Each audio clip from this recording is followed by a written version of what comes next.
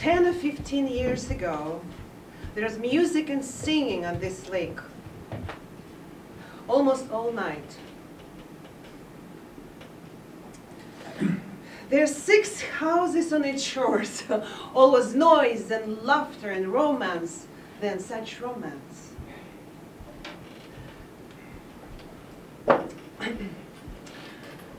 Ten or 15 years ago, there was music and singing on this lake almost all night. There are 6 houses on its shores. Always noise and laughter and romance then. Such romance.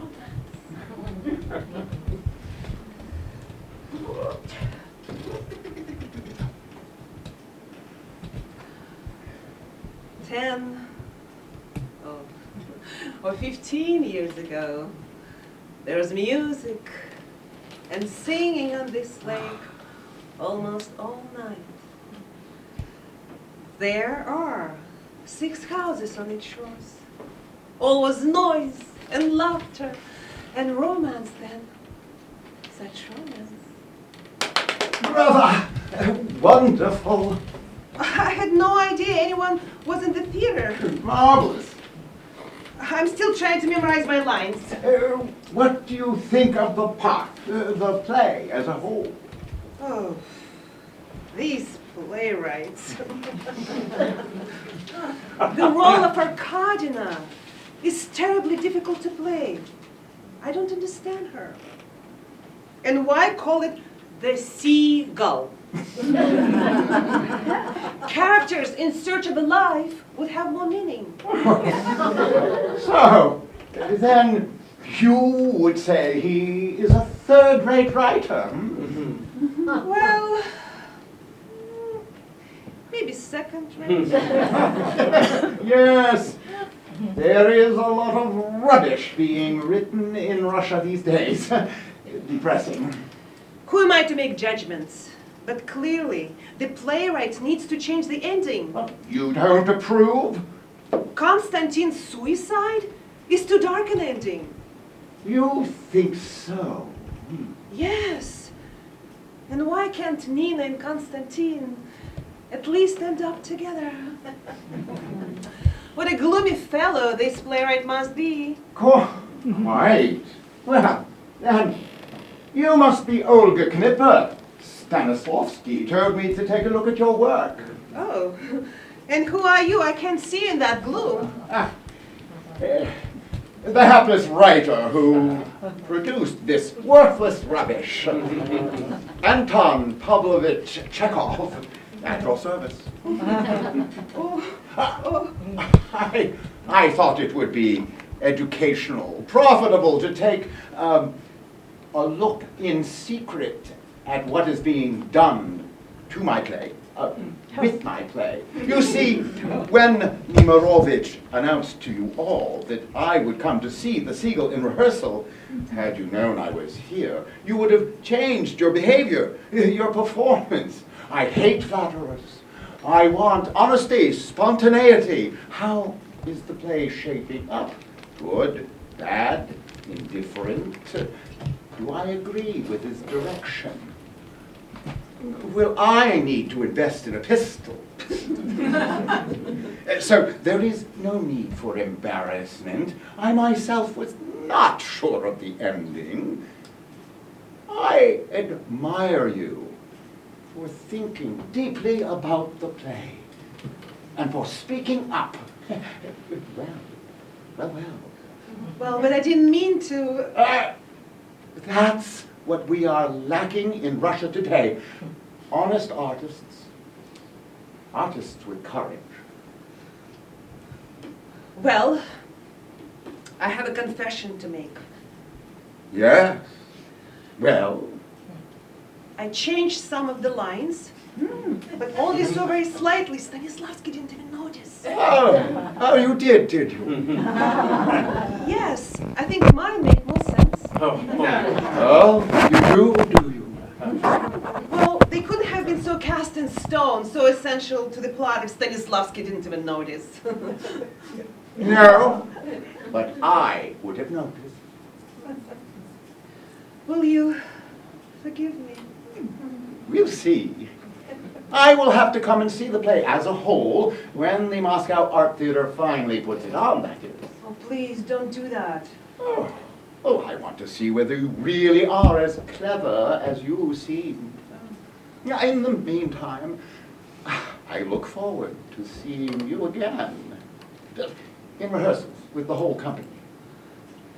You won't mention this to anybody, that I am a lowly actress, insulted the famed writer Anton Pavlovich Chekhov? Please. Well, I tell you what. I'll think about it. Oh, and before I go back to Yalta, will you do me the honor of dining with me?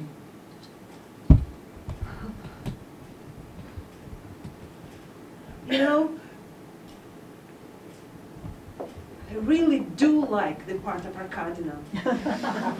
She's so strong. Right, we can go to the Black Swan. The sturgeon and the caviar there are really very good. I, of course, will not overly indulge. But you can put me on track with my characters.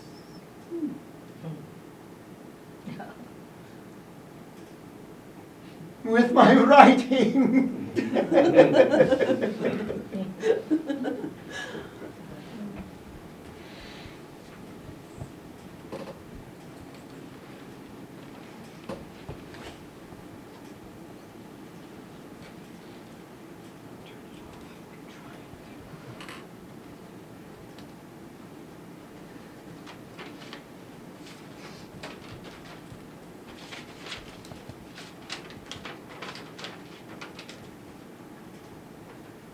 June 16th, 1899, Melikhova. Dear actress, where are you? What is happening? We've been reduced to idle speculations since you seem very determined not to give us the slightest news. Well, perhaps you have forgotten us or married someone in the Caucasus. If so, who is he? Do you intend to give up the theater? You have forgotten the writer. How awful, how cruel, how heartless. There's no news, practically no flies either. Well, I wanted to take you to the station, but the rain prevented me. Fortunately. I take your hand, if you'll allow me, and wish you all the best. Your A.C.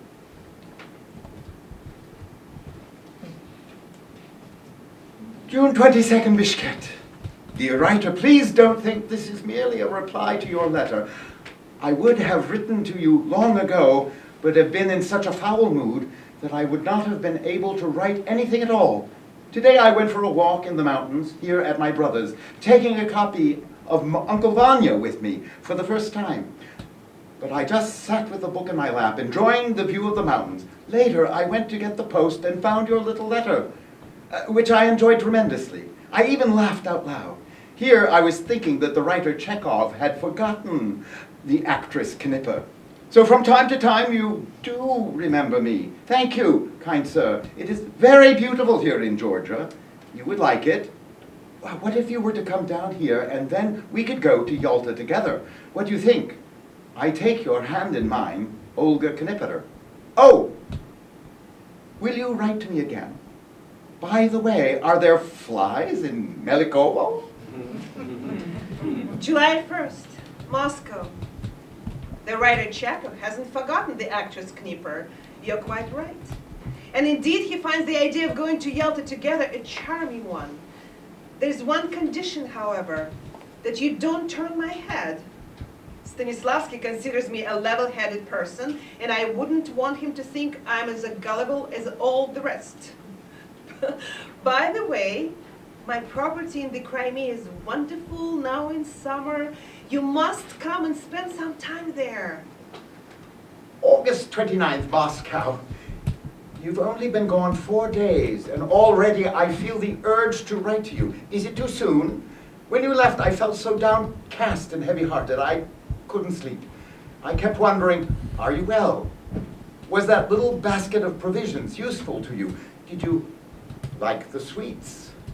You must have come to life again, reaching the south, feeling the sweet southern sun and seeing the glittering sea after the dampness, the low, cold, gray skies here. In the evening, we had rehearsal with Stanislavski. September 3rd, Yalta. My dear actress, I ate everything in the basket, but I thought that running around the station with the basket, looking for hot water, could appear rather unseemly and do the reputation of the Moscow Art Theater no good at all. Back here in Yalta, I don't have lunch every day because the town is too far. And cooking for oneself on an oil stove would be bad for one's reputation. In the evening, I eat cheese. I scarcely in the garden at all. I just sit indoors thinking of you. My dear, extraordinary actress, you remarkable woman. If you only knew the pleasure your letters give me.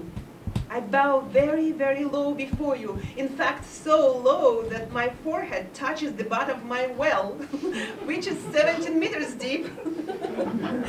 The fact is, I have grown accustomed to you, and now I feel disconsolate. I cannot bear the thought of not seeing you before the spring. It drives me mad. Your devoted admirer. September 10th, Moscow. Dear writer, it was a year yesterday since we met. Do you remember? We were doing The Seagull, and how I trembled when I heard that the author was paying the theater a visit. And now, I am sitting here and writing to that author without a trace of fear, in fact, with a lightness of heart. We have been rehearsing Uncle Vanya. Stanislavski has decided that I would not play Yelena very well because I do not have a nasty husband and can't experience the role. So I've decided to try to find such a husband. Can you help me? You wouldn't refuse, would you, since it is for the success of your play? If you do that, I will no doubt become a truly wonderful actress. Thank you for writing to me. I felt so impatient to get a line. I thought you didn't want to write to me. Don't you think I've grown used to you? Write everything to me, everything. So until the next letter, don't be bored, eat properly, enjoy sitting in the garden. Think of me. Have you started work yet? I kiss your right temple. Don't be down. September 15th, Yalta. Well, I'll try and find you a husband. But I can't think of anyone suitable. It isn't that I have stopped thinking about you, but when I get an idea for a short story or play, I need to work it out in my head. Alternatively, I need to make a detailed outline before it disappears. All that in between visitors, tending the garden, the dogs, mothers and Masha's comings and goings. It isn't easy being a writer. And sometimes I don't feel like writing at all. September 21st, Moscow. It seems such a long time since I wrote to you. I feel you have stopped thinking about me, dear writer. Why aren't you here?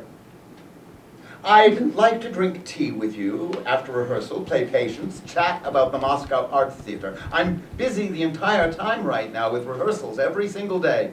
We open soon and everyone is very nervous and jumpy. Can you imagine? There isn't a single ticket left for opening night. On the first Sunday, we do Seagull. What a pleasure it will be to play that stingy actress. Oh, if only you could be at the first night, dear writer Chekhov. But you have probably grown used to Yalta and put Moscow, the art theater, and actresses out of your head. Yes, who is it? Message from the theater. The Welcome, Stanislavski. Come in. Sorry for coming in so late in the evening, but Stanislavski has asked me to deliver a message. At this hour? Yes. Sorry. He insists you come to the theater first thing in the morning. What on earth for? He and Emirovich have been reviewing today's rehearsal of Sequel, and they are not happy. You are required to come without fail. I'm at the theater all hours of the day and far into the night. And I have to be there in the morning as well? Impossible. Well, that last scene is a disaster. You are required to come without fail.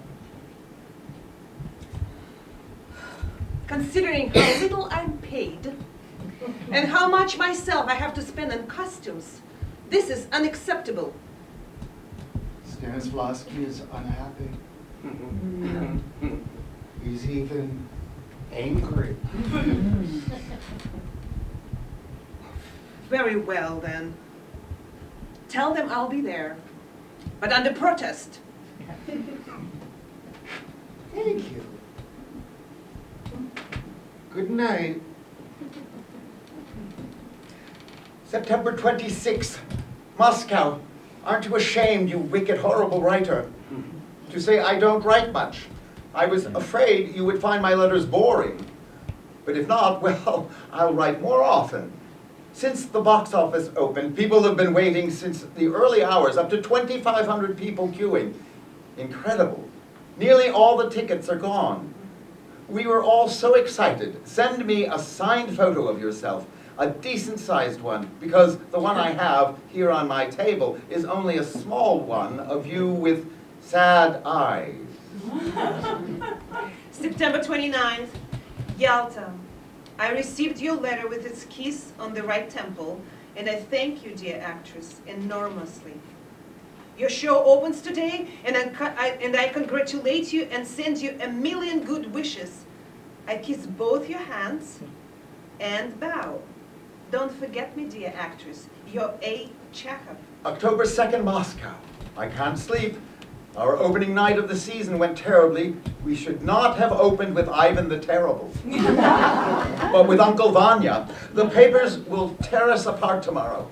But we performed Seagull yesterday. The theater was packed, the acting was good, and Stanislavski said my performance had never been better.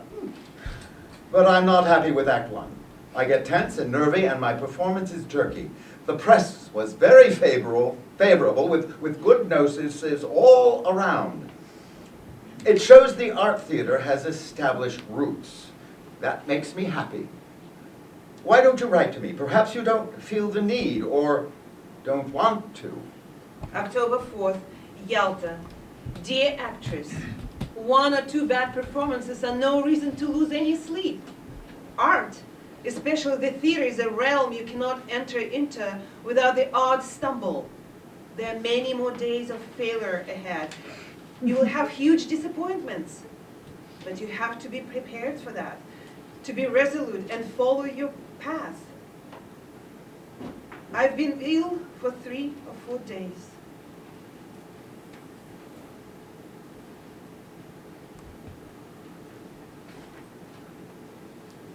September 19th, Moscow. Why don't you come, dear Anton?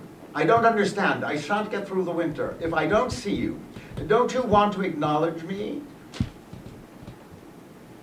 Or is the thought of linking your fate to mine irksome to you? Tell me what is in your heart. Do you love me? October 30th. Yalta, dear actress. All you art theater actors for once had a middling success. You're all spoiled by constant talk of success, full houses, and you've been poisoned by this drug. Nothing will ever satisfy you in 2 or 3 years. You should take a look at yourselves. How are you? I am neither good nor bad. I work, I plant trees and roses. I had visitors, so it was impossible to write. They wanted tea, so we had no light, so we had to light the samovar. It's also tedious. don't forget me. Don't let our friendship die. We probably won't see each other before April. Write to me, actress. I feel I'm in prison and I'll get in such a rage. November 1st. I really do understand your mood, dear actress, but all the same, I wouldn't get myself into such a desperate lather. Neither the role nor the play is worth tearing your nerves or shreds for. It's an out-of-date play, and there are many faults with it. If half the cast couldn't get into the mood, then it's the play's fault. And once and for all, you must stop worrying about success or failure. Your business is to work step by step, from day to day, steadily, and to be prepared for inevitable failures and mistakes. You should follow your own path and leave competition to others. Nemirovich sent a telegram to say the second performance was wonderful, and he, as the director, is completely satisfied. November 19th, one of the actors wrote and told me that you would give 3 kopecks to be able to see me. Apparently, that's what you told him. You are very generous, thank you. But in a couple of months, you won't even give 2 kopecks. How people change. To see you, I would give 75 rubles. November 20th, Moscow. Thank you for your advice, dear writer. It's hard not to feel down when you know you have given a bad performance. Do you really believe I would give 3 kopecks to see you? I don't know how much I would give to have you here and for you not to leave Moscow. Oh, writer, don't forget me and love me a little. I need it. I looked at your photo for a long while and had a good cry. Sentimental German, do I hear you say? Well, so be it. December 1st. Hooray! Now I have the writer Chekhov with eyes. I just got your wonderful photograph, and so I will try to do well in rehearsals. This little actress is terribly lucky. But why no inscription? You'll put that right in spring, won't you? Good evening. Oh, Masha, good evening. Oh, I'm sorry to disturb you. No, not at all. Please come in. I know it's late. Not for me. Do sit down.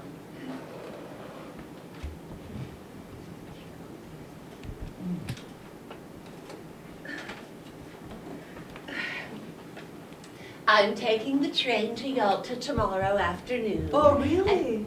Yes, and I wanted to see you before I left. Wanted to wish you a good new year. Oh, thank you. Yes, I must go to Yalta as soon as possible. Mother, she can't cope with the doctor's comings and goings. The new diet he prescribed for my brother. Oh, Anton is not so well again? It's all too much for Mother. So I must go. But it has been difficult to get extra time off from my school, and the pupils have exams, but he needs me. Oh, I had no idea. Well, yes. Well, he needs looking after, and... I could go. Oh, no. You must be busy with rehearsals. But he may need me. Well, I know there are revisions being made to the play. I should go. Important revisions, I believe, that need rehearsing. Stanislavski mentioned it. Oh.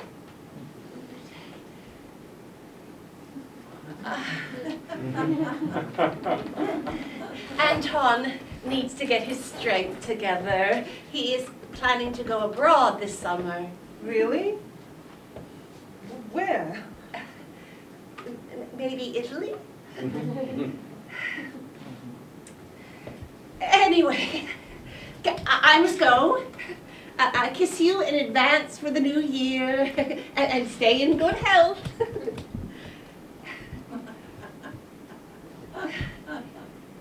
It's strange to me that the theater has so many parties. Oh, that drinking. When they really ought to be perfecting the performances of Anton's plays. Well, greetings to your mother. And to Anton, too.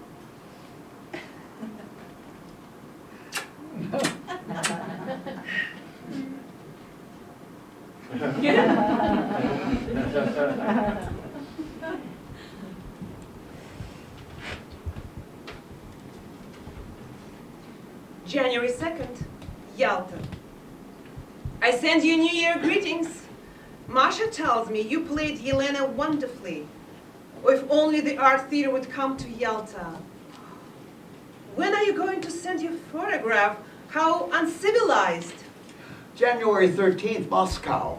We performed Uncle Vanya and did it well. At the end, there was thunderous applause. Then an emotional voice rang out from the first circle, thanking us deeply on behalf of Moscow audiences for everything they had experienced in the theater. How do you like that? I heard from Masha that you're going abroad for the whole summer. You can't. Tell me it isn't true, that we shall spend the summer together. I feel dispirited. I still haven't congratulated you on being elected to the Russian Academy of Language and Literature. Are you happy, or don't you care? February 10th, Yalta. Dear actress, the winter's so long. I've not been well, but I've decided not to go abroad. Why are you in such low spirits? You're alive, you work, you have hopes. With me, it's quite different. I've been uprooted from my home. I don't have a life. I can't drink, though I would like to. I'm like a transplanted tree. Do I put down roots or wither away and die? If I complain of boredom now and then, I have a good reason, but you. February 14th. Thank you for your photographs. They are very good. All the plants are flourishing. But I've heard no music or singing since autumn, and I haven't seen one decent-looking woman. Wouldn't you be down in the dumps? February 16th, Moscow. If you knew what pleasure your letter gave me, I'm glad you are no longer planning to go abroad, and that you are idling in the garden. Lucky man. You will come to Moscow, won't you? We can celebrate the anniversary of our first meeting. We shall drink white wine number 24. That's your favorite, isn't it? I'll cook delicious meals for you and make terribly strong coffee. And we'll wander around the town together.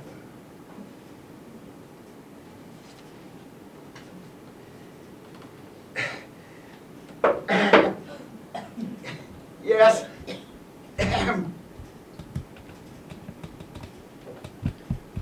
Pardon me, Anton Pavlovich. For heaven's sake, man. How many times have I told you to please call me Anton? I'm sorry, yes, Anton. I just can't get used to it. I thought you might like some hot tea. I was making some in the old samovar out in the garden shed.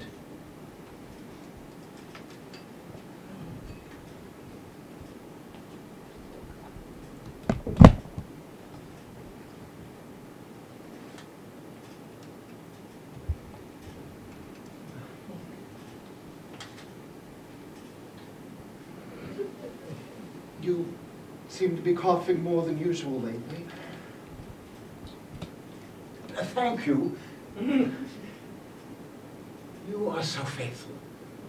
So caring. Oh, if you see Gorky coming, let the dogs loose in the yard.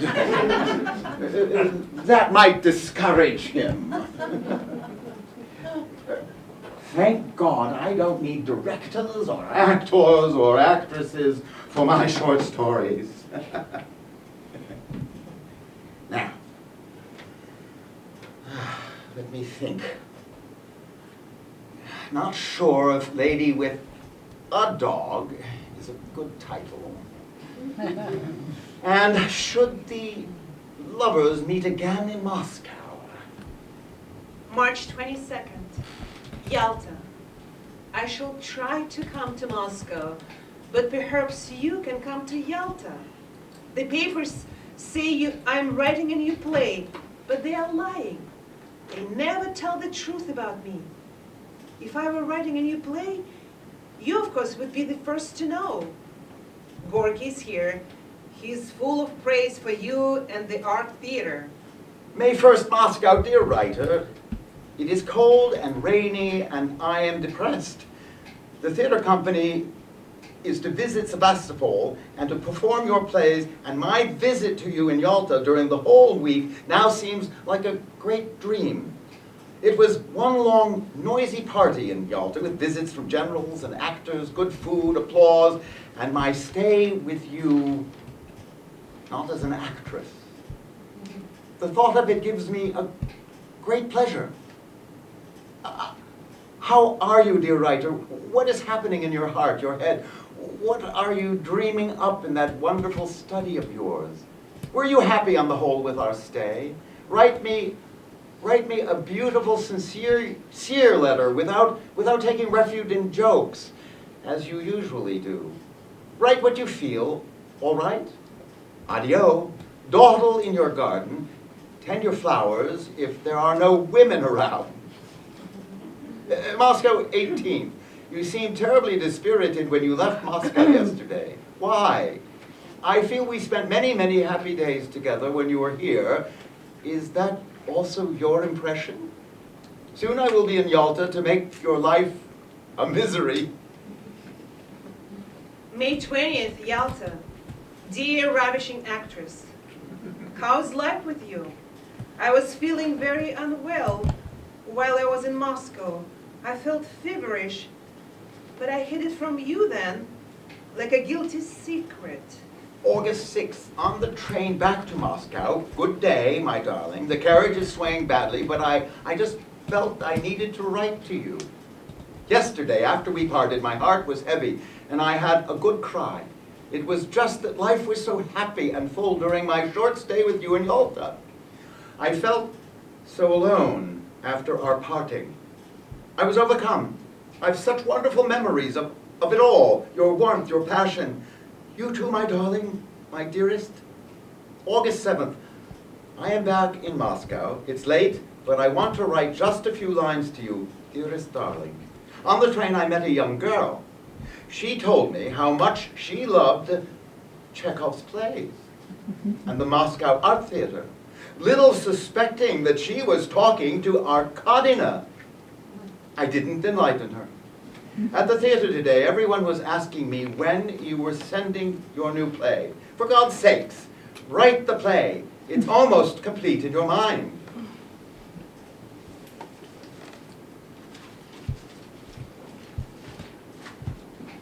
Anton, I know you're supposed to be writing, or at least you're thinking, but I really must speak with you. What is it, Masha? We really need to make some decisions about these books. They're taking up too much room on the dining room table. We can't just keep pushing them to the end of the table when visitors arrive. What books do you mean? These books! Some of them, Tolstoy said, 2 were from Gorky, and the other 3 were from that popular new writer. All right, Mikhail. I'll take a quick look. I need a distraction from this scene. The characters are not falling together for somehow. You would think with all the real-life characters that we know and meet, it would be easy to just transplant them onto the page. And then people would marvel and say that writer Chekhov has such an imagination. He manages to create such believable characters. When all I mostly do is listen and observe. But you do much more than that. You assemble them, you make them interact with each other, and you weave a story around them.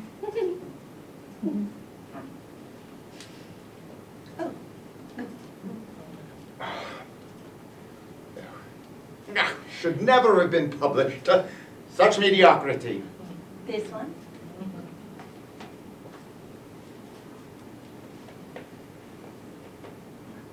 Flowery writing, but no real meat. This one?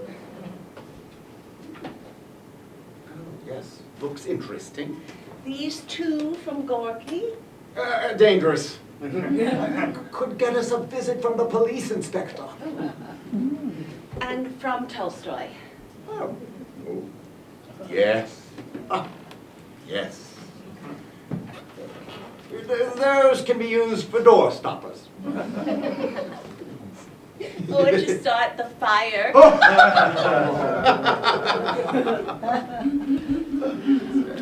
Oh, Marcia.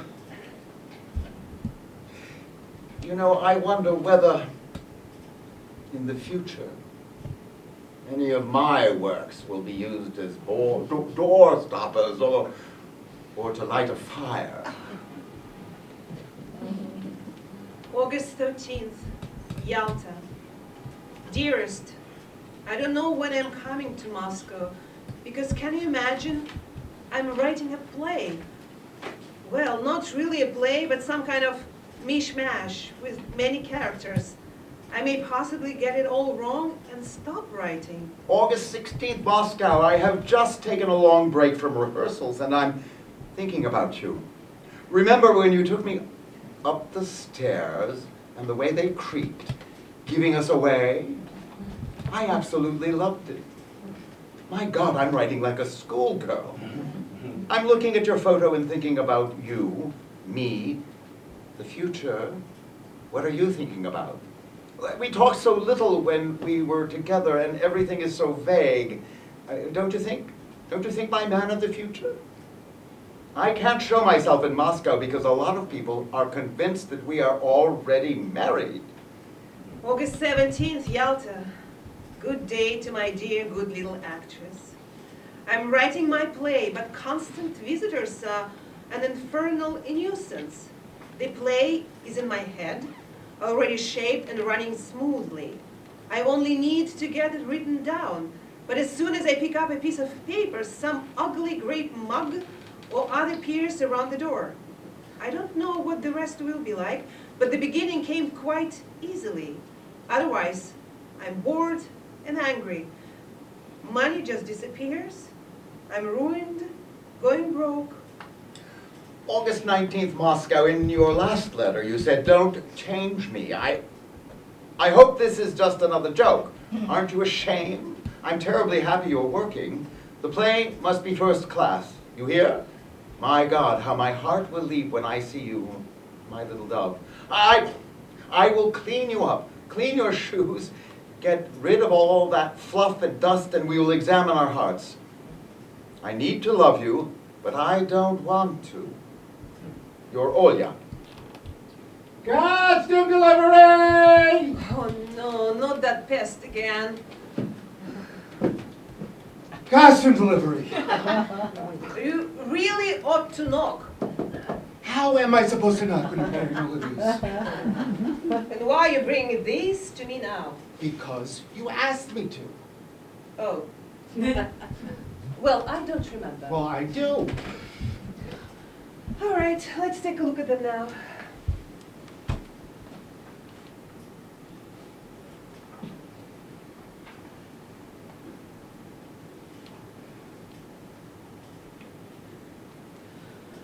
What is this rubbish?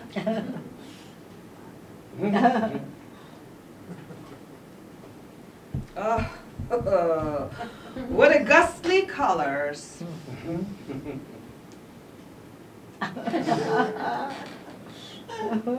Oh, and this one will make me look like 100 years old. I did not choose them. You did. Remember, together with the costume mistress?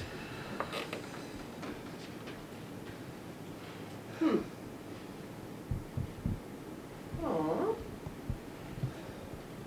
this one may do.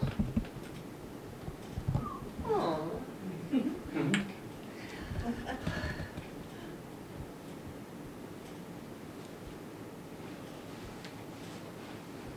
And this one. That's it. I have to take the rest of these back again? What do you expect me to do? If they don't suit, they don't suit. It's not some provincial theater in Yaroslavl. Oh,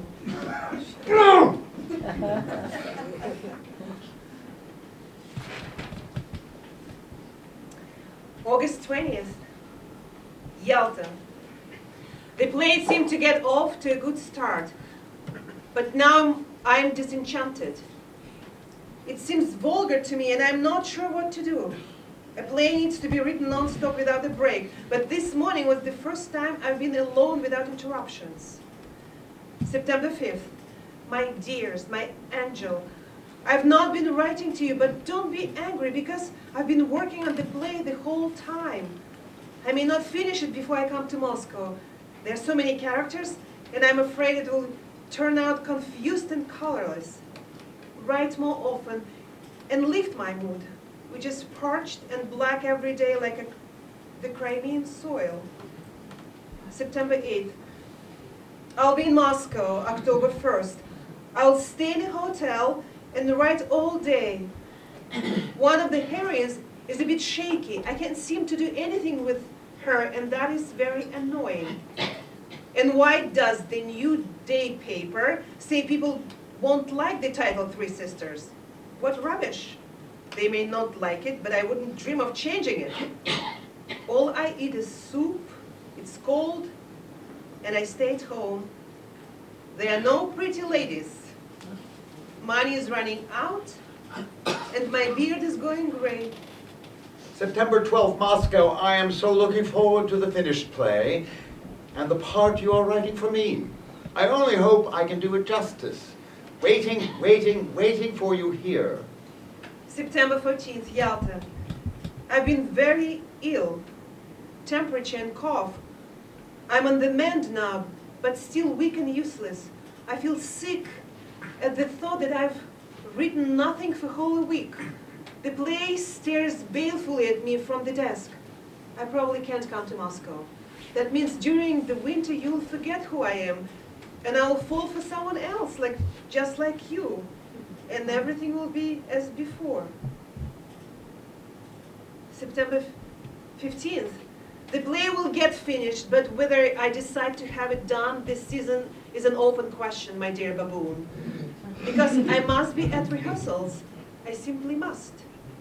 4 crucial female roles, 4 intelligent young women. I can't entrust them to Stanislavski. However great my respect for his intelligence and understanding, I must keep an eye on rehearsals. I kiss you till you swoon and go mad. September 19th, Moscow. Why don't you come, my dear Anton? I don't understand. I shan't get through the winter if I don't see you. Don't you want to acknowledge me? Or is the thought of linking your fate to mine irksome to you? Tell me what is in your heart. Do you love me? September 27th, Yalta. My dear Olga, why this plaintive, bitter tone? I have not been able to come to Moscow because I've been ill. I'll try to come to Moscow in October or go abroad, depending on my health. I've always loved you in my heart and showed you affection. I never hid it from you, but you accuse me for no reason at all. Judging by your letter, you're waiting for us to sort things out. You want long discussions with serious faces. But I don't know what to say to you that I've not said 1,000 times. I love you. That is all. It's not my fault or yours that we aren't together, but the devil's, who put a bug in me and the love of acting in you. October 1st, Moscow. Dear Anton, please come soon. I do so want to live a full life with you. Yesterday, we performed Uncle Vanya with such pleasure and delight. I wanted you to be there, just to see how actors and audiences love you. And well, write a good play, my dear, so that the two of us can live many happy moments together. October 14th, Yalta. Darling, I'll be coming to Moscow on the 23rd, definitely. December 11th, Moscow. Yesterday, as the train drew out, taking you with it, I felt such a pang. After 7 weeks together, I can't understand why you have gone away again. I walked behind the train and suddenly burst into tears and wept as I haven't for a long time. Tell me what you are writing, even just a few words. Yesterday when we parted, our feelings were stronger and clearer, weren't they? I shall think of the spring and our reunion. You too, my dearest darling? I kiss your head, I kiss your lovely eyes, your soft hair, your lips, your cheeks, your clever forehead. Love me, and write more often to your doggy. December 15th, niece. I'm rewriting my play. Tomorrow I'll send Acts 3 and 4 to Nemirovich. I've made drastic changes in Act 4, giving you a lot more lines. Say thank you.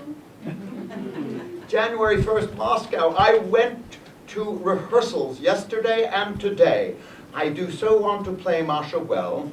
Don't you dare feel low and pine. We will live and love, won't we? Won't we, dearest? January 2nd, 1901. Niece. Heartless. Savage woman. A century has passed without a letter from you. What does it mean? Write to me, red-haired doggy. If only you would tell me what is happening with Three Sisters. You still haven't written anything about the play. Absolutely nothing except about rehearsals. Is there anything that needs cutting or adding? Are you acting well, my darling? And don't put on a gloomy face in any of the acts. Angry, yes. Gloomy, no. People who are used to being sad inside just whistle and are often lost in thought. Understand? Of course you do, because you are bright. Yo Toto. January 11th, Moscow. My own darling dearest, you complain that you are not getting any letters from me, but I write every day, or every other day at least. Why are you grumbling at me? I sometimes get to sleep at 7 a.m. because I am working so hard on Three Sisters. I feel so tired. Yesterday, Stanislavski talked with me for 2 hours. A thorough examination of me as an artist, lecturing me again on my inability to work, saying I had played far too many roles in the last 3 years and that I'm never ready at the first performance, only by the 15th. And don't talk nonsense that I've fallen in love with someone else. There wouldn't be time, even if I wanted to. My silly old venerable sage, Anton. January 14th, niece. Dear actress, why do you bounce around until 7 a.m.? Why, oh why, dear girl, don't you look after yourself?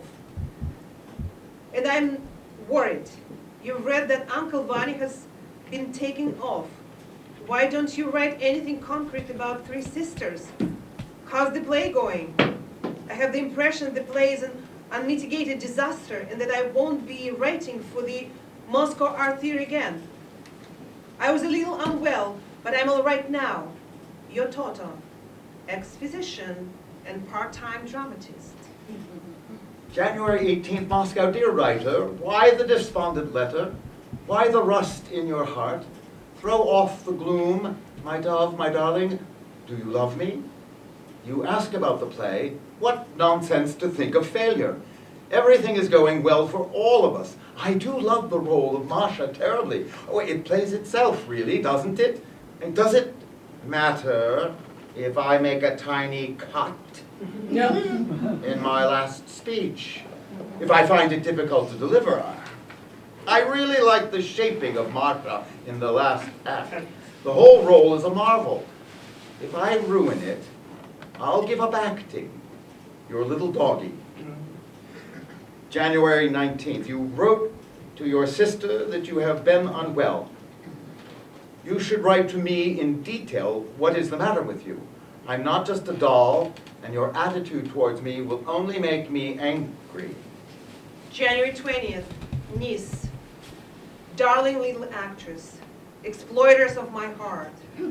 How is Three Sisters? If you ruin Act 3, the whole play goes for nothing. And in the twilight of my years, I shall be hissed off the stage. In his letter, Stanislavski praises you highly. Though I can't see you, I praise you too. Well, my hopes rest in you, sweetheart. You're a good actress. If the play flops, I will go to Monte Carlo and gamble and drink myself silly Your venerable sage Antony. February 5th, Moscow. My dear Anton, there is so much to tell. Sisters opened on January 31st and has been a tremendous hit.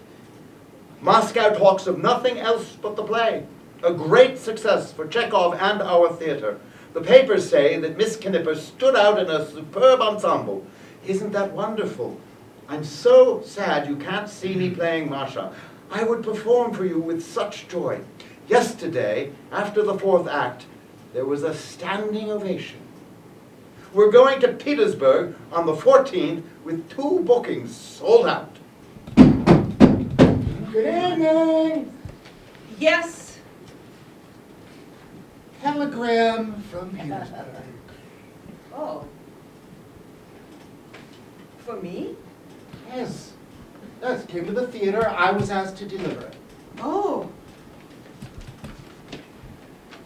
Miss Kipper, we are pleased to learn you are coming to Petersburg. Have heard many good things about you. Miss Kipper, we are pleased to learn you're coming to Petersburg. Have heard many good things about you. Would like to discuss the possibility of your joining our theater here. Miss Kipper, we are pleased to Petersburg discuss possibility joining our theater here. All right. Thank you. Not even one little glass of cognac to ease my way back in the snow, please. Well, well.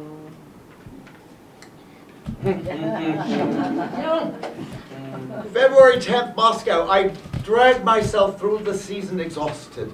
There is just a glimmer of light in the distance. The summer break with you.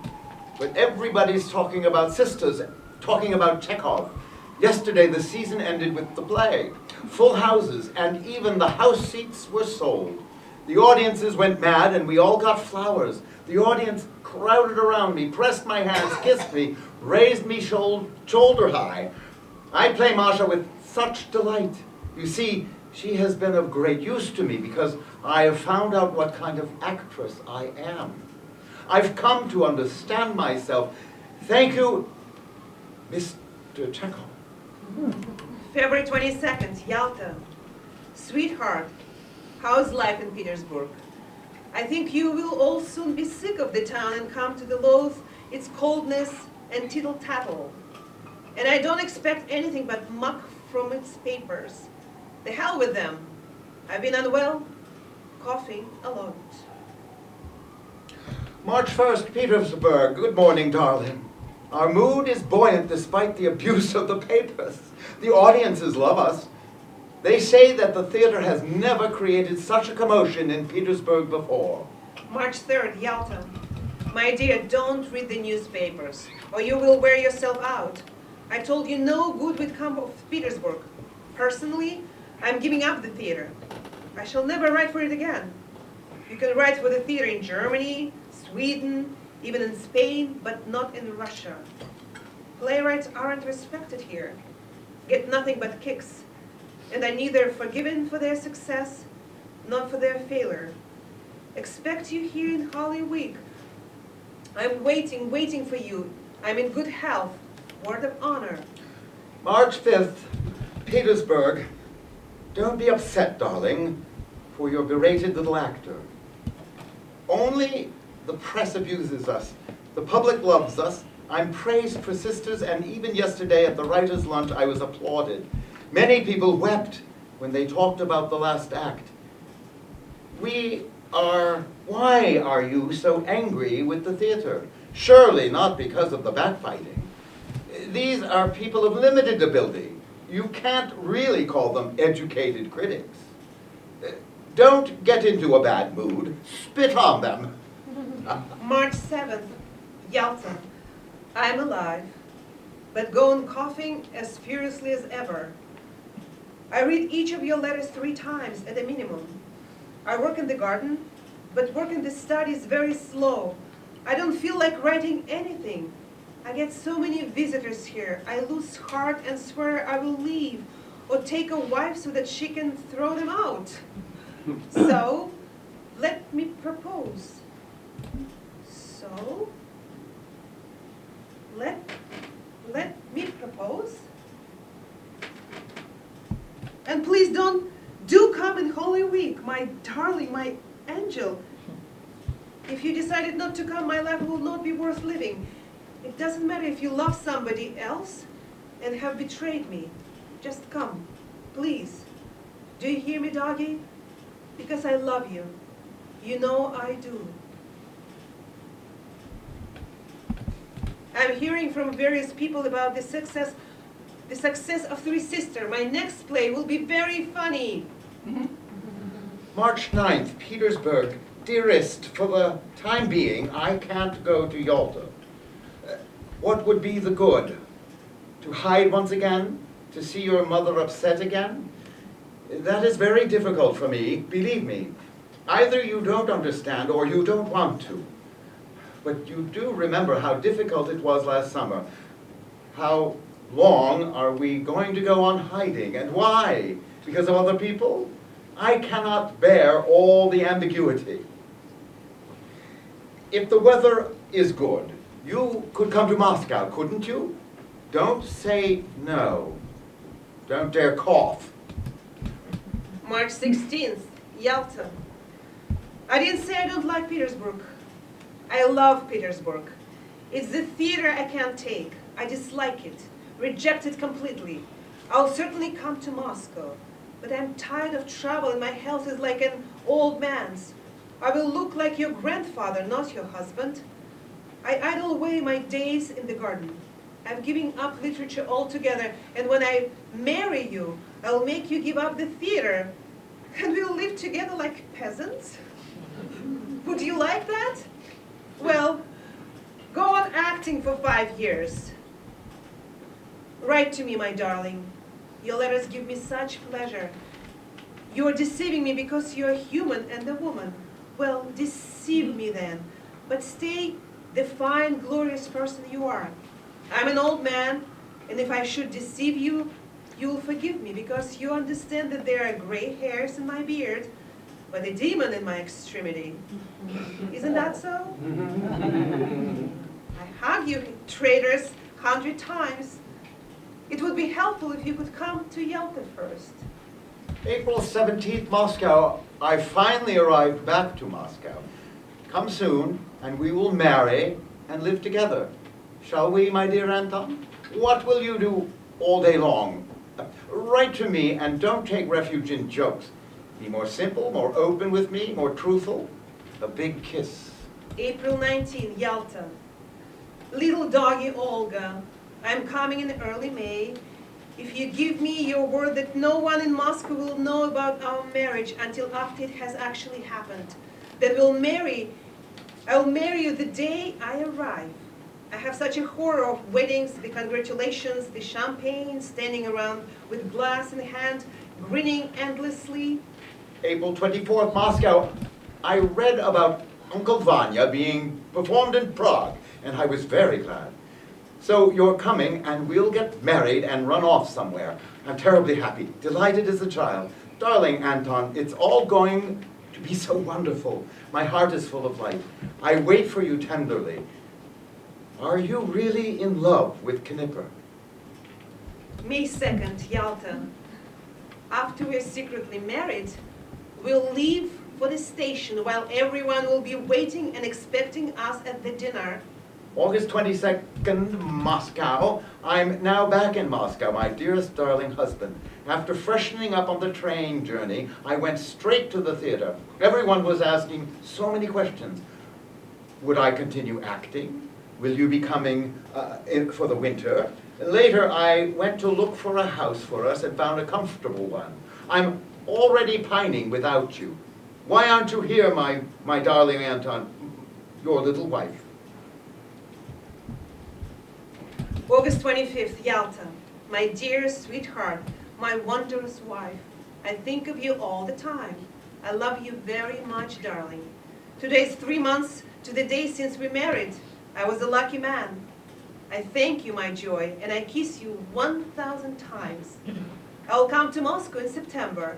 Write and tell me everything that is going on at the theater.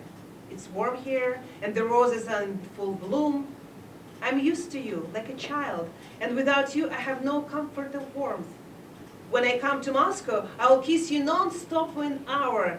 Then we'll go to the baths, then the barbers, then dinner, and then bed. Yes? What a dreadful picture of you. What a dreadful picture of you in the paper. Oh, goodness me. My head has been aching all day, and I've had many visitors. I can't work. Write to me every day without fail, my darling, your husband. August 29th, Moscow. I saw Stanislavski today, and he was very kind and asked after you a great deal. He thanked me on your account, as he has heard that you are happy and contented. Maybe, when you come here, we'll run away together in broad daylight. Hot kisses. August 31st, Yalta. Dear wife, I'll come to Moscow when you've moved into the new house. Tell the theater that I'm coming especially to rehearse Sisters. November 1, Moscow. You've been gone almost a week now. The rooms smell empty. There is none of your dear poetic disorder, no newspapers lying about everywhere. As for me, I feel I have many inadequacies as an actress, and I have very little self-confidence. My acting is awful and crude. I want to rework my old roles. You don't like it, do you, when I philosophize? Are you heartsick, or are you glad that we are apart? Doggy. November 3rd, Yalta. My darling doggy. I would terribly like you to have a little half-German that would amuse you and fill your life. You should. What do you say? I'm sending you a poster from Prague for Uncle Vanya. I live like a monk and only dream of you. It's shameful to make a declaration of love at the age of 40. But I can't help telling you again, my doggy, that I love you deeply and tenderly. November 6th, Moscow. Anton, darling, I was looking at your picture and felt ashamed. I would like so much to be with you, and I curse myself for not giving up the theater. I hate to think of you there in Yalta, all alone and sad, and here I am busying myself with things of no consequence. Don't talk about a half-German again. I'm sorry, but why do you think this half-German would fill my life? Don't you fill it? I was good in Sisters yesterday, and it played to a full house. No free seats. Happy? Uncle Vanya brings in 1,000 rubles, more than any of the other plays. We can call our theater Chekhov Theater. Are you happy? Get your lady admirers to find some cream in Yalta and drink it. Do you hear? Eat properly. I'm having your picture framed for 7 rubles. You see how dear you are to me? Your Knipperkins. November 28th, Yalta. What have you decided? Are you coming to Yalta for Christmas or not? Do come, dears. I beseech you. What a pleasure it would be to talk to my wife right now, to touch her brow, her shoulders, to laugh with her. I will spend next winter in Moscow, whatever happens, whatever the doctors say. Your aunt. December 1st, Moscow. I adore remembering how you looked in the morning, sitting on the bed after washing, without your vest, and with your back to me. You see what wicked thoughts I have. And there are others, which are even more wicked, but I won't mention them. December 4th, your letters are very brief. Soon you'll be writing me postcards, or simply sending me 2 words, I'm alive, or something of that sort. Maybe I wasn't thinking, but I hoped your health would allow you to spend at least part of the winter in Moscow. December 6th, Yalta. You know, darling, if I were to give up writing and become a gardener, that would be a very good thing. It would add 10 years to my life. What a shame you're not coming to Yalta for Christmas after all. It seems we will both be old before we spend many years together. I haven't been well for the last few days. I feel emaciated, and I'm coughing. And loneliness seems to have a bad effect on my stomach. Seriously, sweetheart, when shall we see each other again? December 8th, Moscow. Today is our 500th performance in Moscow. I'm quite drunk, Anton. Forgive your dissolute wife. We gathered in the director's office after the show and had caviar, salmon, fruit, wine, champagne, and chatter. I laughed a lot. We drank to your health, my darling. Whatever happens in life, I have my Aunt Anton. I don't know where or when we shall see each other again. I don't know how I will get through the winter if I don't see you. I shrivel and die without affection. December 13th, Yalta. Hello, little actress. I'm better, but still weak. I haven't eaten properly for some time. I'm taking pills and powders. You write that you were tipsy on the evening of the 8th. Oh, sweetheart, if only you knew how I envy you. Your cheerfulness, brightness, your health, your mood. I envy the fact that you can drink without thinking of spitting blood. I used to be able to get drunk as a lord. December 17th, Moscow. Dearest darling, you've been ill and I wasn't there with you. Separation is bearable when I know you're all right, but this is awful. I should be at your side. It really pains me to think of you lying there alone and sad. Anton, you won't ever blame me for coming into your life, will you? I'm terribly worried about your health. Our lives have to change. This year I'll give up the theater. We'll have a little one whom we'll idolize. That's for certain. That's what I want. You want that too, don't you, darling Anton? If only the winter would go faster, faster.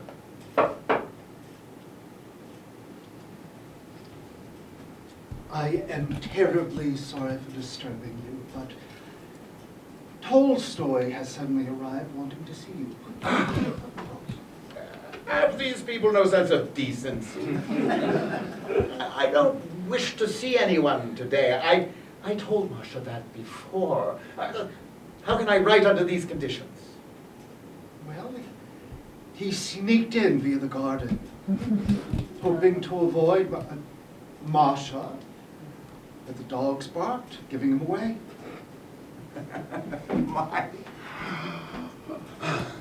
My clever, faithful dogs. They are the only one with any sense.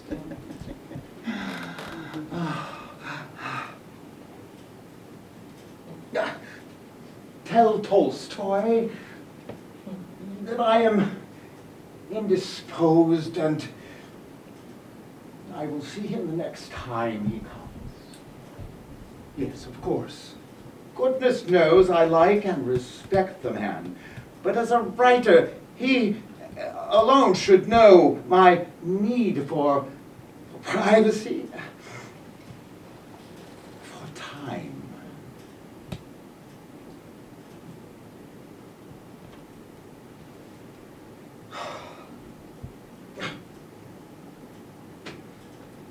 There is so much left to write.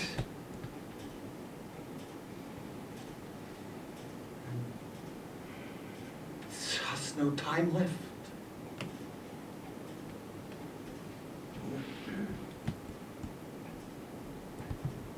January 2nd, 1902. Today I had my hair and beard trimmed. You are very demanding, so I must look trim and tidy.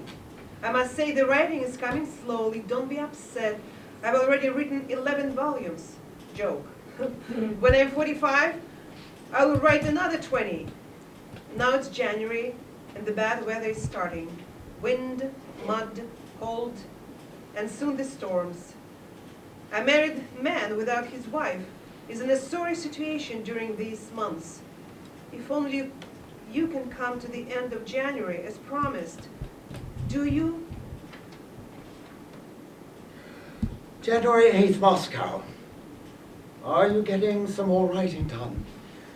Couldn't you consider coming to Moscow at the end of January? I love it when you caress me, even in words in your letters. I feel I have treasure and haven't dug it all up yet. There's much, much more to come.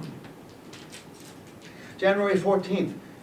I want to know what's going on in your head. You write about the weather, but I can find out about that from the papers. If you don't want to write, that's all right, just send postcards then.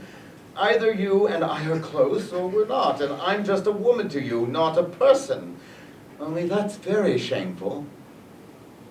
I understand from Masha that you've talked to her about the play you're writing. You haven't said a word to me, although you know how important it is to me. Tell me, do I mean anything to you at all? Forgive me. I know you don't like such questions. Greetings on your birthday. January 20th, Yalta. Sweetheart, I didn't write to you about the upcoming play, not because I don't believe in you, but because I don't believe in the play. By the way, when is your birthday? Don't be down in the dumps. Your husband isn't a drunk or wastrel or loud. I behave like a perfect German husband. I even wear warm underpants. I hug you 101 times. I kiss my wife endlessly. January 21st, Moscow. I'm writing to you from my dressing room, just after Act 3. Electric lights, mirror, the smell of makeup. The air is full of dust and powder, dirt everywhere. I'm in my wig, the curlers are on, and it's all greasy. You would laugh at me, Anton. Oh, the bell for Act 4 has just rung. They're coming to dress me. January 28th, Yalta. Don't worry, I'm absolutely well, eat like a horse, have put on weight, and my stomach is good.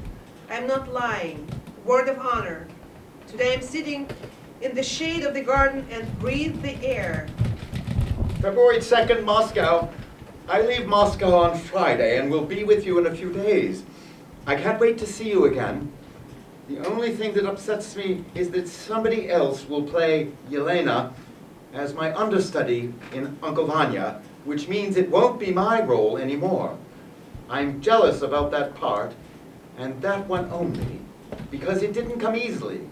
I had a lot of trouble with it, and so I prize it. One should be above such things, but I just can't be. I'm not as jealous about Siegel or Sisters, as these roles came to me comparatively easily. February 11th, meetings, talk about the future of the theater. I'm starting to get irritated. All I see is the theater and actors, life is passing me by. I love the theater, but by the end of the season you start asking yourself, what have you got out of the year? What have I learned? And you realize that you've seen nothing of life, that you're more blinkered, and that the theater is largely at fault. One more thing. I feel terribly ashamed that I have a debt of 7,000 rubles, and that I have to ask you, can you help me out? I've seen that you've had 8,000 rubles from the theater, so I'm hoping you will do it. But promise me you'll keep it strictly between ourselves. It won't happen again. February 15th, Yalta. My dissolute wife. Take as much money as you want. But I do hope you have learned a lesson. Your visit to me in Yalta will make up for your bad behavior. I forgive you. Come quickly. St. Petersburg. We are here doing The Three Sisters and other plays. It was such a wrench to leave you after the 5 wonderful days in Yalta together. When I was on the train back to Moscow, I felt quite ill, and my traveling companion immediately concluded that I was in an interesting condition, as she put it. I thought so too. Even though we are getting good receptions here from the audiences, I haven't the slightest wish to appear on stage. Endless performances of sisters, terribly boring, and my nerves are in shreds. Are you working, darling, or don't you feel like it? March 16th. My dear golden man. Sometimes I hate the theater and sometimes I love it so passionately. It has given me such sorrow, much love, life, and made me a real person. And above all, it has given me you. You probably think that it's an artificial life, mostly lived in the imagination, but life nonetheless. I've been getting rave notices and am offered 1,000 rubles a week if I join the theater here, arch rival of the Moscow Art Theater. March 18th, Yalta. So, soon you'll be a famous actress? Will you suck me? Or will you engage me to account your takings? I have nothing against your becoming a famous actress and earning a lot of money. Only, first, make an effort for our future child. Darling, there's nothing better than sitting under a birch tree, fishing or wandering through the fields. I'm eating well, so don't worry. Your cruel husband, A. March 22nd, Petersburg. I'm not going to become a famous actress. I'm not going to join the Petersburg Company. The art theater or nothing. I, too, like to sit on the riverbank and run through the fields. Very much so. March 31st, my darling Anton, I've had an extraordinary mishap. I kept feeling ill and thought it was food poisoning. It turns out I was pregnant. But I lost the baby and will be laid up for some time. I've been crying again today, but on the whole, I'm being brave. Are you sorry about our little one? Can't write any more now. Your failure of a doggy. I'm sorry to disturb you, but here's the post. Anything that looks important? Something from Tolstoy. And Gorky. I will read them later. I'm not in the mood.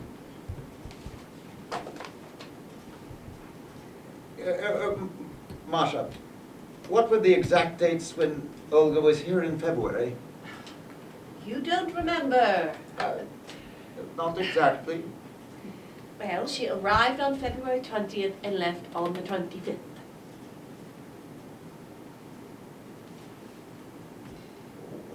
Why do you ask? Nothing really. Masha, be a good girl and bring me the calendar. I'm feeling a little stiff and off color today. Here. Anyway, she only flitted in and out. Masha. What kind of a wife is that? Masha, you are the only one who truly understands me. You are so essential to me, to my life. Why, even the porridge wouldn't boil without you. I know she is busy in Moscow with the theater and your plays, but... Well, you've heard the gossip.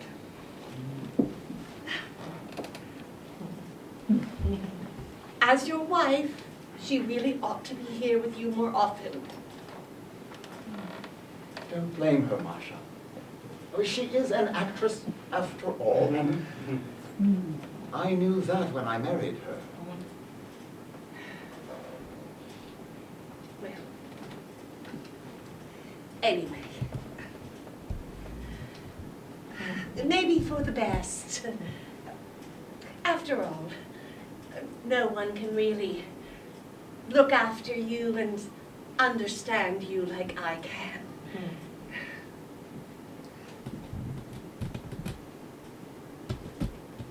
Don't stay up too late. August 17th, Yalta. I'm finally home, dearest. I'm glad we could be together in Moscow and that you are recovered. But you seem to be angry with me, and I have no idea why. Because I left you? but I've been with you since Easter, never stirring from your side, and wouldn't have left you if I had not had business to attend to, and began spitting blood. Your letters are frosty. August 28, Moscow. Why didn't you tell me openly you were leaving because you were spitting blood? It means you hid it from me. It hurts me that you treat me like a stranger, like a doll. Do we separate? Fine, but I don't understand. How wonderful our life was when you were here. At times I felt superfluous. It seems to me you only needed a pleasant female presence, but that my life as a person is quite separate from yours. You can bear everything in silence. You never feel the need to share anything. August 29th, dearest, darling Anton, I wrote you an awful letter yesterday. Please don't blame me or be angry. Try to understand I'm burdened by my own weakness of character. You're fortunate. You're always balanced, so calm. It seems to me that separations, feelings, changes make no difference to you. Not because you are cold or indifferent by nature, but because of something special in you. You attach no importance to daily life. The doctor says I am recovered. I'll give you a healthy son next year. Have you started the play? September 1st, Yalta. Dearest darling, another strange letter from you. You accuse me for not being open, but do you forget everything I've said and written? You say you're afraid that we are going to separate. It seems to me that neither of us are responsible for this mess that you've been taking to someone. Dearest sweetheart, you're my wife. Understand that once and for all. You are the person nearest and dearest to me, and my love knows no end. My health has improved, but I'm coughing all the time. September 6th, my little crocodile, my very special wife. I'm not coming to Moscow despite my promise because of my condition. I'm not up to traveling or writing. You see what a tiresome husband you have. If by any chance you can come to Yalta, then bring my pince-nez and some woolen underwear. November 27th, Moscow, my dearest sweetheart.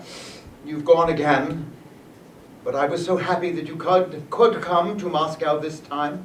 As you left, the sight of your wonderful face in the corner of the carriage is etched in my memory. Your beautiful, gentle, refined face, beautiful because something shining within. I feel so bad about the disagreeable moments I caused you. You linger in the bedroom air. After you left, I lay down on your pillow and wept.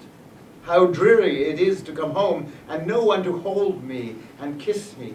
No one to give cod liver oil to. Everyone at the theater is asking after you. How are you feeling? Are you in good spirits, or do you have that Yalta expression on your face? December 1st, Yalta. My dearest Joy, my wife, everything is fine. I'm sleeping well and eating. The doctor was here yesterday. I'll get down to writing tomorrow. I will work all day. I'll send the play in February. God bless my baboon. December 6th. I've started work on this story.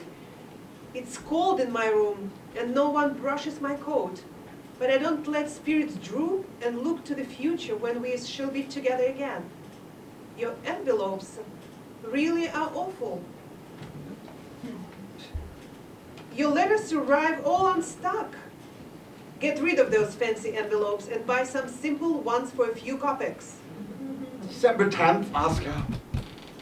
I thought fancy envelopes might cheer you up. When you are feeling well enough to write, concentrate on the play. The art theater needs proper material, good plays, and audiences want and demand more and more of you. December 14th, Yalta. Dear darling sweetheart, you poor old doggy, you will have children. The doctors say so. You just need a husband to be with you for a whole year. So whatever happens, I will find a way to be at your side permanently for a whole year. You will have a little boy who will break the dishes and pull the dog's tail while you look on it delight? I went into town for the first time yesterday. It is dead, and all you meet are people who look like rats. No one pretty woman, no one decently dressed. I will write to you as soon as I start on the cherry orchard. Meanwhile, I'm working on a story which is not very interesting, to me at least. I find it boring. Well, light of my life, be good. Don't get depressed and think of your lawful husband more often. December 20th, Moscow. We will be together for a whole year.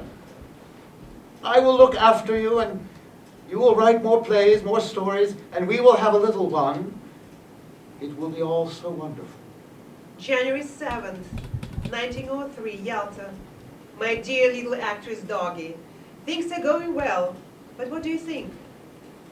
I have a spot on my left side, and the doctor has ordered me to put a compress on it 3 times a day. I have a touch of pleurisy, but I'm sleeping splendidly, eating very well, and my mood is good. The illness is nothing really. Don't worry.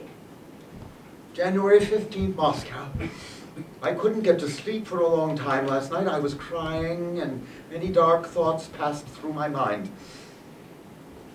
I'm ashamed to call myself your wife. What wife? You're alone, sad, forlorn. I know you don't like talking about it, but I can't bottle up everything in myself. You never speak. You give no hint of what is going on in your mind. January 17th, Yalta. Hello, sweetheart. Do you know what I've been thinking? This year, instead of taking a dacha, let's go to Switzerland for 2 months. I've put all my manuscripts and notes in order in the portfolio you sent me, so everything is in the proper place. My darling, there's no need to feel such pangs of conscience. I knew perfectly well when we got married that you would spend your winters in Moscow. I don't feel in the least hurt or neglected. On the contrary, it seems to me that everything is fine and is as it should be. So don't have regrets, be calm, don't worry, wait and hope. Just hope. January 29th, Moscow. So, we're going to Switzerland. We'll live in the mountains, in the pure air. We must also see Venice. What a wonderful moment it will be when the train draws out and we are alone together, just the 2 of us. We'll be young again, as though we were just married. February 11th, Moscow. Next winter, you're going to do as I say. Do you hear? I'll have a frank consultation with the doctors and hope they'll say you can spend next winter in me near Moscow. If not, we'll have to change our way of life. Sitting in that hellhole Yalta can't be doing your health any good. March 18th, Yalta. I'll come to Moscow soon, and don't talk nonsense.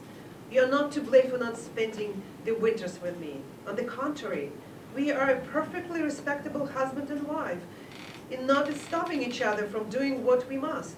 You love the theater, don't you?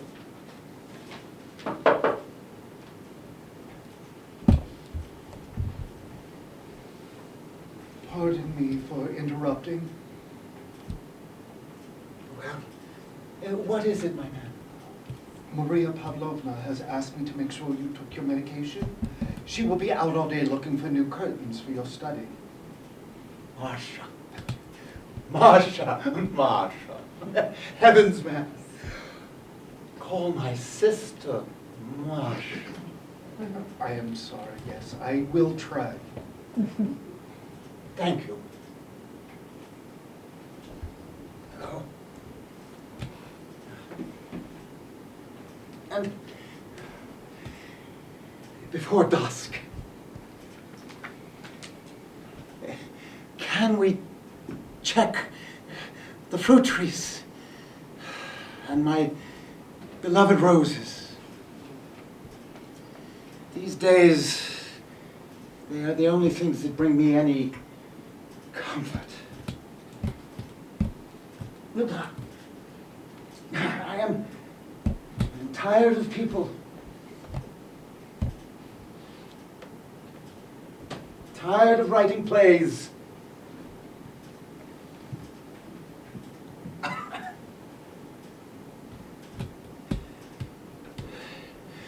It all seems so futile.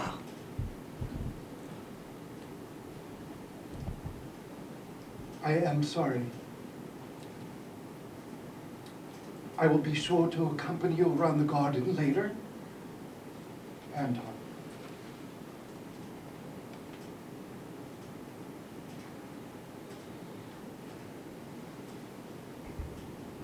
September 20th, Yalta. Sweetheart, write all the details about the theater. I'm so far away from everything. I'm starting to lose heart. It seems to me I have run my courses as a writer, and every sentence I write seems perfectly useless to me. If my letters seem pessimistic, don't worry, darling. It's all nonsense, really. September 24th, Moscow. Don't be angry, dearest. Don't send sad letters. You are needed as a writer, much needed for peace of mind, for people to understand that there is poetry in the world, true beauty, noble feelings, affectionate human souls, that life is beautiful. And your lyricism, we need every sentence you write, and in the future we will need you even more. Get rid of your futile thoughts, have pity on people, and feel how much they need you. Don't withdraw, but give us everything you're capable of from the deep richness of your soul. Go on writing, love each word and each idea, each soul you elevate. Nowhere in the world is there a writer like you, so don't turn inwards. You are waiting for your plays. We are waiting for your plays like manna from heaven. I pray to God you may feel well. October 12th, Yalta. So, Corsikins, the cherry orchard is finished. The worst thing about the place is that I wrote it over a long period and it must drag a little. Well, we'll see. Tell Stanislavski he may have to get me a job as a tax collector. My health is improving, but I can only manage to eat gruel. I sent for the doctor because I got sick of having the runs. I feel generally terrible without my wife. Do I have wife? Where is she? I'm getting used to your dressing down, but it is Yalta that I can't used to. Being without you is like being without hands. I'm on a desert island. I kiss my little cockroach. November 29th. Moscow. Talk to the doctor and come to Moscow. Dress warmly. I am looking forward to rehearsals of the Cherry Orchard. Sorry for telegram, not letter. February 20th, Yalta. It was good that I got to see the production of the Cherry Orchard when I was in Moscow. It was such a difficult play to write, but I'm happy with the role I wrote for you. Have you had any thoughts about this summer? Where we should stay? If you decide to buy a dacha, install a water closet immediately, like the one in Yalta. In the autumn, I'll construct a bathroom, but then this is all dreams, dreams. March 5th, Moscow. Darling, I am doing my best to find a nice dacha for us to stay in. A place that you will feel happy and comfortable in. I will look after you properly and we will enjoy the summer together. March 26, Yalta. Today I heard that you were going to divorce me. Is that true? If so, who will you sleep with in the summer? Think about it first. Today I took some powder, heroin, and I feel pleasantly calm. But otherwise, my stomach and bowels are a mess. I walk listlessly because I'm short of breath. April 10th, Moscow. Don't be silly, darling. I am waiting impatiently for you to come to Moscow. Let's buy a dacha away from Moscow. Come, and let's discuss it. April 20th, Yalta. Darling doggy, I will leave Yalta with the greatest of pleasure. I don't feel well and I ran to the lavatory at least 5 times yesterday. Life is very dull without my wife, but I'm afraid to take a mistress. You have asked me, what is life? That is like asking, what is a carrot? A carrot is a carrot. That is all there is to it. April 22nd. Sweetheart, I'm writing my last letter to you before coming to Moscow. And then, if needed be, I'll send telegrams. I was very off color yesterday, and all I'm eating is eggs and soup.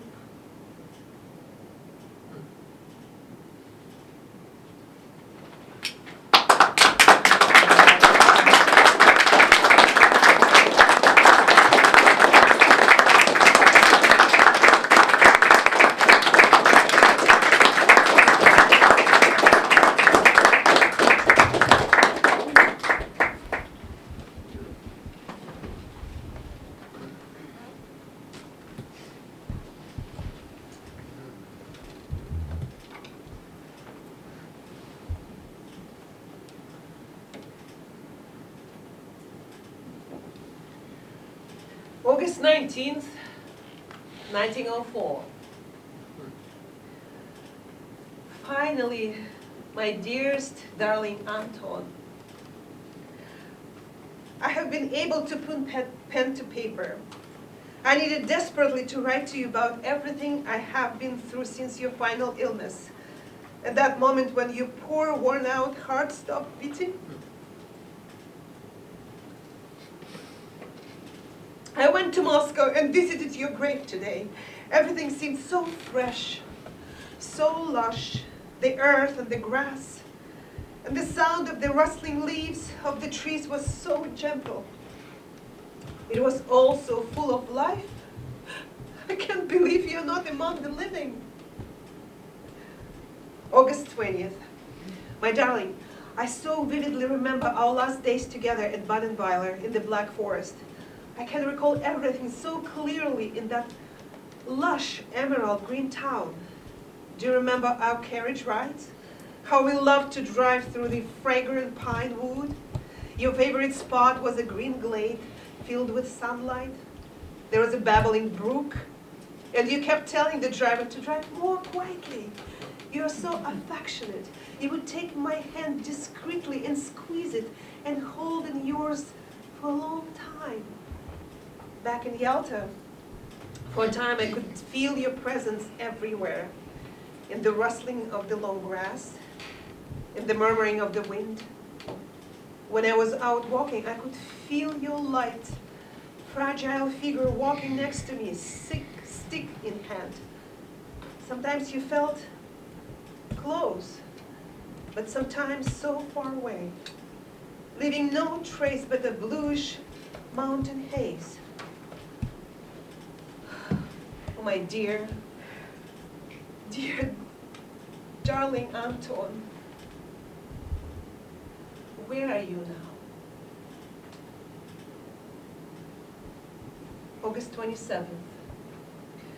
My dear heart, even though it's only been 2 days since I last wrote to you, it seems like an eternity. I have been to rehearsal of Ivanov, but the atmosphere is quite strained. No one is coming alive. They're all idiots. Today at dusk, I went to your grave. It was so quiet and lovely. The only sounds that could be heard were the birds flitting about the trees and the footsteps of the monks hurrying by. All around there are icon lamps, including one in your grave, and somehow it warms my heart.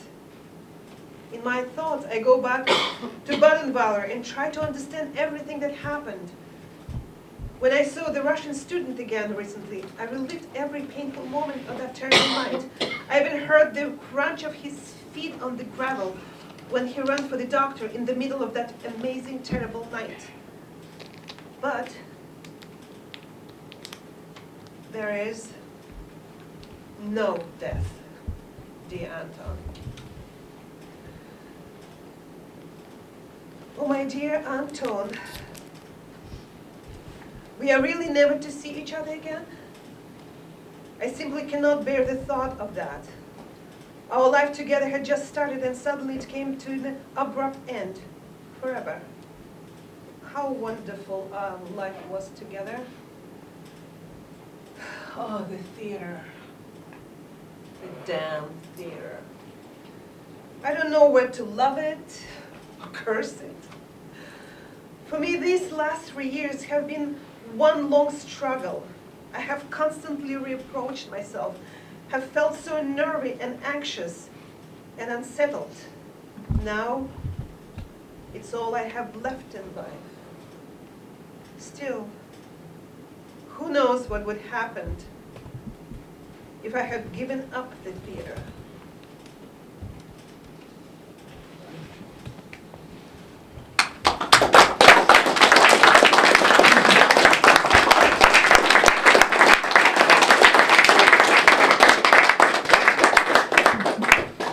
Dearest, darling Anton, how these roles changed my life.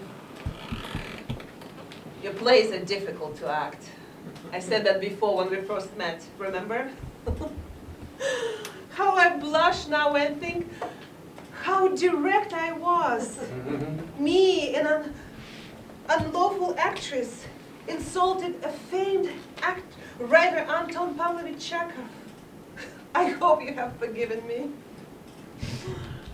To play the roles, it's not enough to be a good actor with brilliant technique. You have to love Chekhov. Be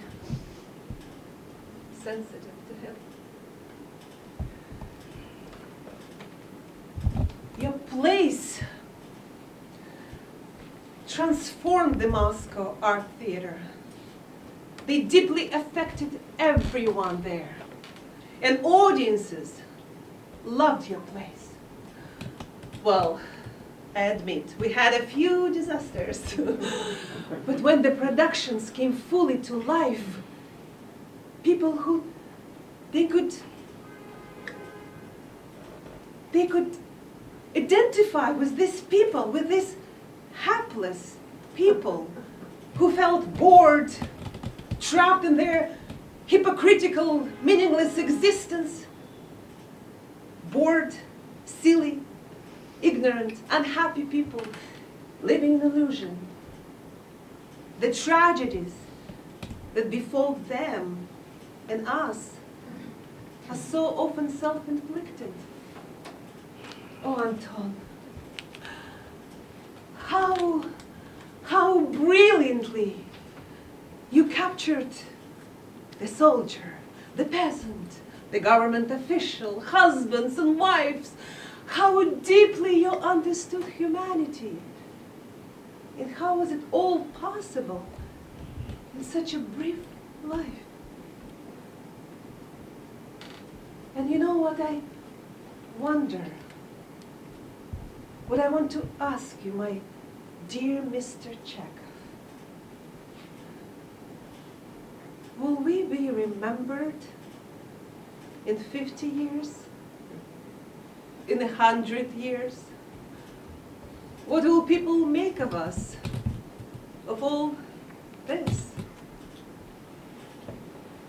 Will we have touched any lives, any minds, any hearts beyond Moscow and St. Petersburg and Yalta, even beyond these shores?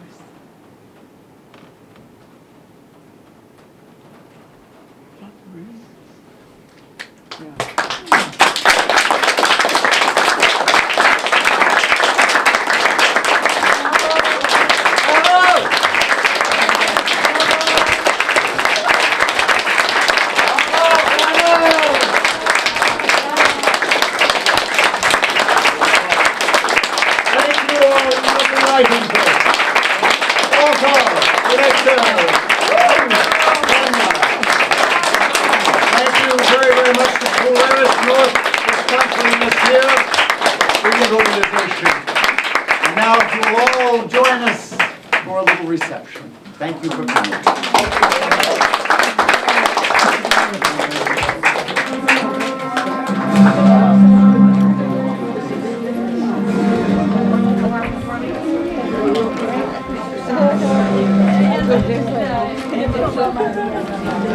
I'd like to